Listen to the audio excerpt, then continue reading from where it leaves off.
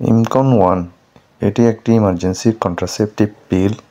অরক্ষিত যৌন মিলনের সময় স্বামী স্ত্রী উভয়ে যদি জন্ম নিয়ন্ত্রণ পদ্ধতি অবলম্বন না করে অথবা সহবাসের সময় কন্ডোম ব্যবহার না করলে বা কন্ডোম ফেটে গেলে অথবা সহবাসের পর আপনার সঙ্গিনীকে ইমার্জেন্সি 72 ঘন্টা বা 3 দিনের মধ্যে জন্মনিরোধক পিল সেবন না করালে আপনার সঙ্গিনী গর্ভবতী হতে পারে। সেক্ষেত্রে আপনার সঙ্গিনীকে 72 ঘন্টা বা 3 দিনের মধ্যে ইমার্জেন্সিভাবে ইমকন ওয়ান কন্ট্রাসেপটিভ এই পিলটা সেবন করাতে পারেন।